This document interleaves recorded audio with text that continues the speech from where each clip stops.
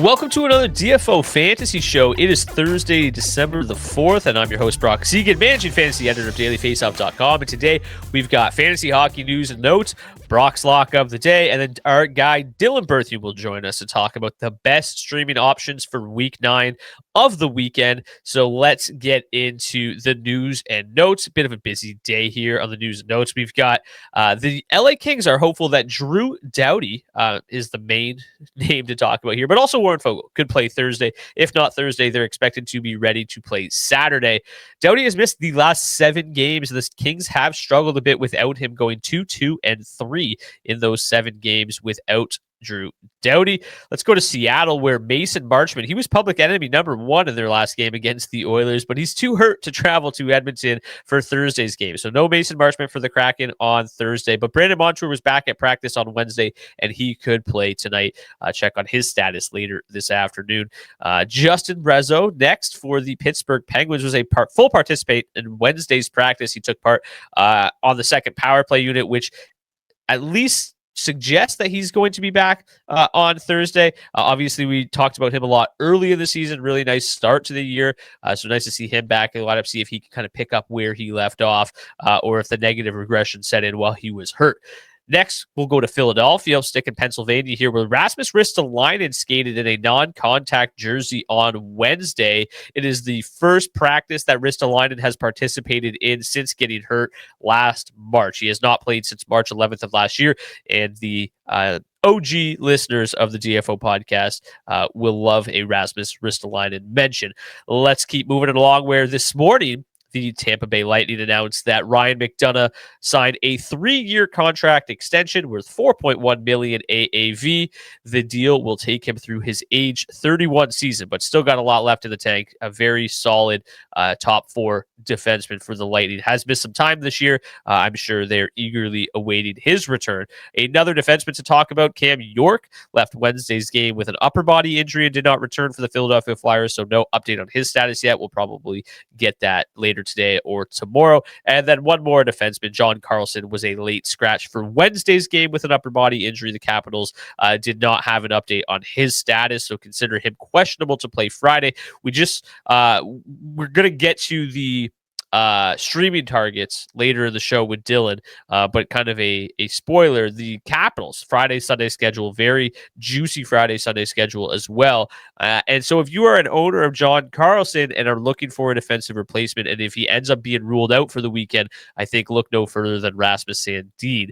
But that's going to do it for the news and notes. Let's get to Brock's lock of the day.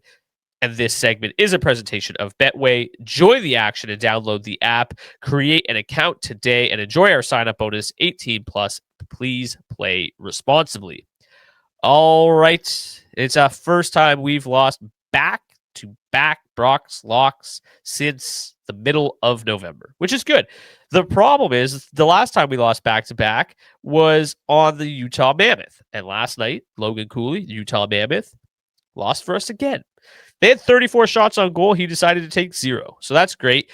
I think maybe we're done betting on the Mammoth. Mammoth props are over because we are 0-3 on the Utah Mammoth. So that is super unfortunate, but whatever. We're going to get back in the win column tonight. We're still 16-12 on the season. Let's get into it. As always, the Brock's Lock of the Day is powered by our friends at 5v5 Hockey. If you want to get a free week of 5v5 Hockey Premium, just sign up today. They got a 7-day free trial for you. We're going to bypass the first couple names on this list because a lot of guys there have pretty long odds. We're not chasing crazy long odds. So we're going to click on Dylan Larkin, who's been good to us so far this season. Dylan Larkin is our prop of the day. We're going Dylan Larkin over 2.5 shots on goal. That is minus 140 at Betway. Larkin has hit this prop in 5 of his last 6 games. And now get this, 14 times in his last 16 games. That is an 87.5% hit rate, which is the equivalent of minus 700. And tonight you get it at minus 140. So it feels like great value. He has averaged 3.6 shots on goal and 6.5 shot attempts during that stretch. That also during that stretch included a game against the very Blue Jackets, who we will face tonight. He had 4 shots on goal and 8 shot attempts against them in that game a few weeks ago. And then over the last 10 games, the Columbus Blue Jackets give up the 9th most shots on goal and the 9th most shot attempts in the NHL. So it's a really good matchup for Dylan Larkin tonight. As I mentioned, he's been good to us before. And at Betway, it is minus 140, over 2.5 shots on goal for Dylan Larkin. So hopefully he can get us back in the win column to close out week 9, and then we'll return on a high note on Monday. But that is it for Brock's Lock of the Day. Now let's welcome in our friend Dylan Berthiaume. I'm now joined by our guy, Dylan D. Berthiaume, to go over the weekend streaming options for week 9. D, how's it going today, bud? Brock, doing good, brother. How we doing? Very well. We've got a bit of a weird schedule last week, so we didn't do this show because there was no late night games. The American Thanksgiving really messed up the NHL schedule, but we're back to a much more normal schedule this weekend, and you're going to have 5 teams to choose from with that really nice Friday, Sunday schedule. So why don't we pull up the strength of schedule and let D get started? We've got the Anaheim Ducks, the Dallas Stars, the San Jose Sharks, the Vegas Golden Knights, and the Washington Capitals with that Friday, Sunday schedule. And then at the end of the show, we're going to be talking about some of the teams that play on back-to-backs on Saturday and Sunday and which goalies might be available for you to stream, at least ones that we can confidently project will start on Sunday, and which ones are the best streams. So, D, why don't you get us started with the Anaheim Ducks? Yeah, the Ducks are hosting the Capitals on Friday before the Blackhawks come into town on Sunday. Just a couple of names to highlight here. I think that just kind of shows how far the Ducks have come. We're used to them offering us plenty of options in their top 6, but all the breakouts going on this year. Ownerships have skyrocketed. A couple names, though, that I still want to touch on here. Beckett Seneca, 3rd overall pick from last year's draft. Right wing eligible. He's 31% owned right now. Second line, second power play unit. He's got 7 goals, 13 assists on the season, including 8 points in his last 9 games. So heating up of late. I think he's certainly flashing some season-long value right now, considering all the breakouts that are going on in Anaheim. Definitely a name worth keeping an eye on this weekend. And then really just one other name I want to touch on here, Olin Zellweger, D-man, 28% owned, quarterbacking power play 2, 4 points in his last 7 games, while averaging just under 2.5 shots per game. So I think he's a decent option if you need help on the back end this weekend. But really, that's it for me as far as the Ducks are concerned. I don't love where Vetrano and Killorn are at right now. I think there's better options for deeper leagues, and then anyone else is kind of above that ownership threshold that you might want to take a shot on. But anyone else that you like in Anaheim this weekend, Brock? No, that's pretty much it as well. I think in some formats, somebody like Chris Kreider might be available, but honestly, Seneca might be the better option regardless there. So in full agreement there. The Ducks, like you said, man, it's been a really exciting season for them offensively, and all their top players are very high owned at this point. Let's get on now to the Dallas Stars. Yeah, one very obvious option to go after for the Stars this weekend. They got the Sharks on Friday, Pittsburgh on Sunday, both at home. So really nice matchup spread for Dallas this weekend. But the one guy I'm looking at is Jamie Benn, center left wing, 25% owned. Ben's been pretty productive since making his season debut a couple weeks ago. Just 11 shots, but does have 8 points in 9 games and is throwing his weight around as you'd expect, 19 hits in those 9 games. Power play 2, but he is skating with Rupe Hintz and Jason Robertson at 5v5. I think if those lines hold, I'd expect Ben to stay hot this weekend in a very favorable matchup spread. But again, even with the injury to Seguin, I don't love how these minutes are doling out right now. Maybe Sam Steele and really deep league skate with Johnston and Rantanen online too. But other than that, Ben is my lone target in the Lone Star State this weekend, Brock. Anyone else you think's worth a mention? Not really. I think the one guy you could mention is Esa Lindell, perhaps, if you need some help on the blue line with all the injuries they've got on the blue line. Him and Miro Heiskanen have just been playing ridiculous minutes. Over his last 5 games, he's averaged 26.5 minutes per game, chipped in a little bit offensively. He's more of a stream in those leagues that have extended categories like blocks, like hits. He'll chip in a little bit, with a solid floor, and then obviously has a little bit of offensive upside as well. So Lindell is just the only one that's really seeing expanded minutes with all of the injuries going on in Dallas. Let's get to the San Jose Sharks. The Sharks are in Dallas, as we mentioned, on Friday, and then in Carolina on Sunday. So not the best spread. And not a ton of secondary score and a target on the wire here. I think you do have the option of William Eklund in shallower leagues. He's 38% owned, left wing, right wing eligible, second line, first power play unit, up to 17 points in 24 games on the season. So very obvious target there. if you are in one of those 62% of leagues where Eklund is on the wire. Otherwise, I think his line mate, Alex Wenberg, center eligible, 3% owned, worth a roll of the dice in deeper leagues. Centering Eklund on that second line while also featuring on the first power play unit alongside the likes of Celebrini and Will Smith. He's been cold of late, but with that kind of usage and his playmaking ability, I think he's always a decent bet to make if you're looking to pad your assist totals this weekend. And then I think if you're desperate, even Adam Gaudette, the third member of that second line, available in over 99% of leagues. He's got 4 points in his last 4, also featured on the Sharks' second power play unit. And that line of Wenberg, Eklund, and Gaudette's producing a lot of offense at 5v5. Limited sample size, but they're up to 33 scoring chances and 17 high danger chances per 60. Other than that, you can maybe look at Dmitry Orlov, help pad some hit totals and assist totals on that top power play. I think he's available in just over 70% of leagues. But that's it for me in San Jose. Any other Sharks you want to throw out there before we move on, Brock? No, it's interesting to see Tyler Toffoli. I had him on Monday's show as a streaming option. He was closer to 30% rostered. He's already up to 44% rostered. So I think in leagues where he's still lingering, he obviously makes a strong pickup. He's been solid on that top line with Celebrini and Smith. And early in the season, there was a lot of real minute issues with Toffoli, but the minutes have started to climb a little bit for him as of late. Let's get to Vegas. Golden Knights are in New Jersey on Friday and then make the short trip to New York to take on the Rangers on Sunday. 2 names I want to highlight here, and they are Jack Eichel's running mates at 5v5, Ivan Barbashev and Braden Bowman. Both of them also feature on the team's second power play unit. Barbashev quietly putting together another productive campaign. He's up to 9 goals, 13 assists in 26 games. Also just under 2 shots and 2 hits per game, so great category stuffer in those extended formats. I think he's a great option this weekend. He's available in 67% of leagues. One of my more preferred targets on this weekend slate if he is available. And then similarly, we got undrafted 22-year-old in Bowman. Got the call up after putting up 12 points in his first 12 AHL games this season with Henderson and has not disappointed. He's up to 9 points in 11 NHL games, including a 2-point effort against the Blackhawks on Tuesday. He's owned in just 8% of leagues. Like I said, skating with Eichel at 5v5. Another one of my favorite targets on this slate. The 3 of them, Barbashev, Eichel, and Bowman, have played over 120 minutes together, averaging 32 scoring, 15 high danger chances per 60. So I think they're in a great spot to stay hot this weekend. Any other Golden Knights you want to throw out there, Brock?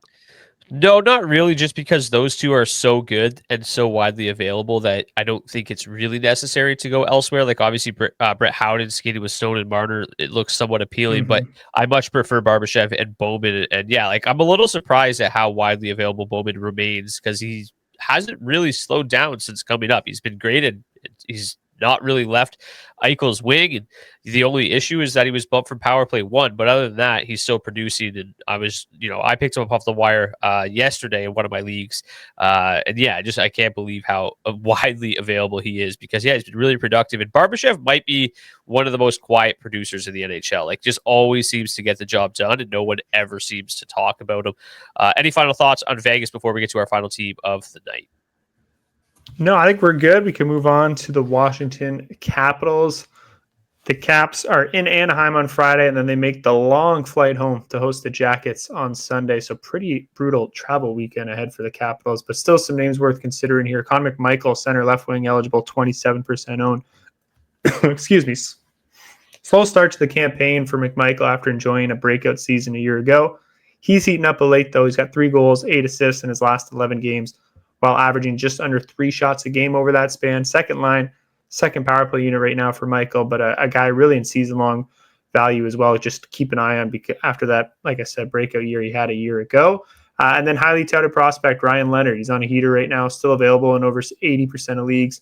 Fresh off a 4.9 on Wednesday, he's up to 2 goals, 6 assists, 18 shots on goal in his last 6 games. He's limited to a third-line role at 5v5, but I'm happy to overlook that as he's getting some time alongside Ovi on Washington's first power play unit and making the most of it. He's got a power play point in 3 straight games, so I love his upside this weekend. And then I think one more deep league dice roll before we wrap things up, and that's Anthony Beauvillier, second power play unit, but is skating alongside Ovechkin and Dylan Strome at 5v5.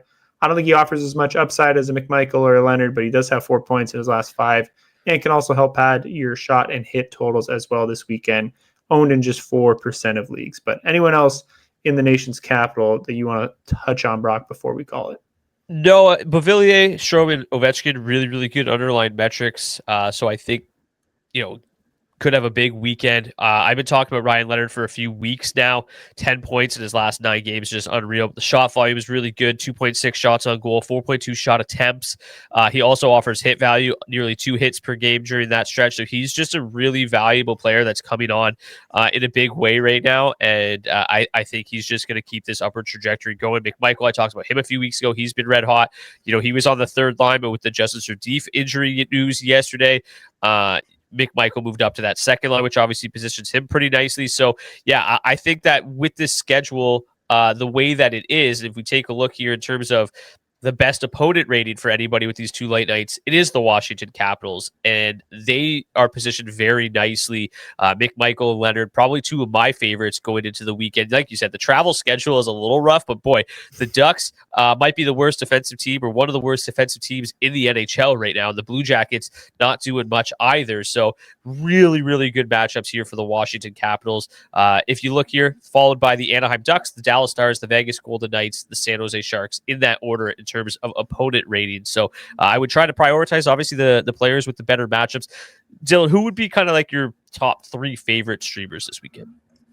I honestly think there's a lot of great options. Like you said, there's a strong case for McMichael and Leonard. I'd probably go Jamie Benn first. I just love where he's at in that lineup right now, and the fact that they have a very favorable spread as well this weekend. But then we talked about Barbashev and Bowman, both really solid options as well. So I think any of those 5 guys, McMichael, Leonard, Benn, Barbashev, Bowman, are all worth going after. I'd probably go Benn first. And then probably Barbashev. I just like the floor that they offer with their usage, and then before looking at the other 3 guys. Yeah, let's bring the strength of schedule back up now, and we'll talk about some of the goalies that have this back-to-back on Saturday and Sunday. We'll try to project who might get the start on Sunday. We'll start with the Carolina Hurricanes. They play the Nashville Predators on Saturday and then against the Sharks on Sunday. So obviously a very favorable matchup there for the Carolina Hurricanes. It's a little bit wishy-washy because we don't know what Pyotr Kochekhov's status will be heading into the weekend, but it does look like Frederik Andersen is in line to start Thursday. So if that goaltending rotation continues, that would leave Brandon Bussi to start on Saturday, and then Andersen again on Sunday if Kochetkov is still out. So Andersen has had a really, really difficult season. I was actually looking yesterday. He has a 23% quality start percentage this year, just downright terrible. But a whole matchup against the San Jose Sharks, the Hurricanes might be like minus 250 in that game. So Andersen should make for a strong start there. The Colorado Avalanche will be in New York on Saturday and in Philadelphia on Sunday. So another solid matchup on Sunday, but again with Scott Wedgwood's injury, we don't really know who or if he's going to be available for Sunday's game. So that could leave Trent Miner to get the start. I think obviously the way the Avs are playing, I don't think it really matters who's between the pipes. I think you'd obviously, Miner would open up a street where if it's Wedgwood, you're not going to be able to pick him up. So Miner would be super interesting if he ends up getting the start in Philadelphia on Sunday, the way the Avs are just chugging along right now. The Blue Jackets will be in Washington on Sunday. I imagine Jet Greaves gets the start tonight against the Red Wings, but we shall see. Either way, tough matchup. I don't know if you want to roll Elvis Merzlikins on Sunday. I think there's just going to be better options ahead. One of those options could be Joel Hofer, who I mentioned on yesterday's show as a great pickup right now. We'll see if he goes tonight against the Bruins, but if he starts Sunday in Montreal, really like that matchup for Hofer. The Blues can't score, but Hofer's played extremely well in the month of November and has drastically outplayed Jordan Binnington as of late. The Florida Panthers, we could see Daniil Tarasov start against the Islanders on Sunday. I think that's an okay matchup, not the best, but not the worst either. The Chicago Blackhawks, Arvid Soderblom has actually played pretty well this season if he starts in Anaheim. Again, not the worst matchup ever. They are a pretty good offensive team, but suck defensively. So if you're chasing a win, I think Soderblom is certainly live to pick up a win there on Sunday. Then you got Montreal hosting in Toronto on Saturday, but then hosting the Blues on Sunday. Jakub Dober's really, really good start yesterday against the Jets. So if he ends up starting Sunday against the Blues, he could be in line for a stream. Not super widely available, but certainly available. And the Blues, like I said, they just cannot score goals. And then David Riddick in Florida on Sunday, not the best matchup for him, but again, he's played pretty well. The Islanders are getting the job done right now. And then the last one, we just don't really know what Jonathan Quick's health status is, but either way, a start against the Vegas Golden Knights on Sunday for the Rangers backup, whoever that may be at that time, is certainly not favorable. D, of all these goalies we talked about here, which ones are kind of the ones that you've got your eyes on the most? Yeah, I think Carolina, you highlighted. I mean, when it comes to streaming, I'm really just chasing the money line, right? You're not going to you don't want to put too much stock into potential splits here. So if it is Anderson or if it is Bussy, whatever it may be, I think that's a really strong option. But yeah, Trent Miner, if that ends up working out, probably would be my first pickup just because it's really easy to bet on the Avs right now. So I like those two options. But as you said, ton of options available. I don't necessarily think it's one of those slates where you need to kind of make a move ahead of time on Saturday, especially with kind of the uncertainty around Carolina or Colorado. I'm happy to kind of wait it out. And if I do miss out on those guys before the news comes out, then, take a risk on a guy like Hofer or any of the other names you mentioned. I think there's going to be a lot of guys that are, as far as the money line is concerned, looking at a bit of a coin flip on Sunday. So plenty of options here. Yeah, and it's not always just the back-to-backs, right? Like the Washington Capitals have been on a pretty strict rotation as of late, so you imagine Logan Thompson goes Friday, which would leave Charlie Lindgren potentially Sunday. He's coming off a great performance against the Sharks yesterday, so there's going to be a lot of options available, but if it is end up being Anderson and Miner that you're looking at, Anderson currently 47% rostered, where Miner is 0%. So chances of you getting your hands on Miner when he gets that nod on Sunday, or if he gets that nod on Sunday, could be... he should be definitely available in your league. 0% rostered at the moment. So that is going to do it for the Week 9 weekend streaming targets. Thank you so much, Dylan, for joining us, and thank you so much for tuning in. Smash the like button, hit the subscribe button if you're watching on YouTube. We'll see you guys back here next week for Week 10 of the fantasy hockey season already. Thanks for watching this video. If you want more great fantasy hockey and betting content from myself, Carter Hutton, Matthew Barnaby, and the rest of the DFO analysts, make sure you subscribe to the DFO Fantasy and Betting YouTube channel today and never miss a minute.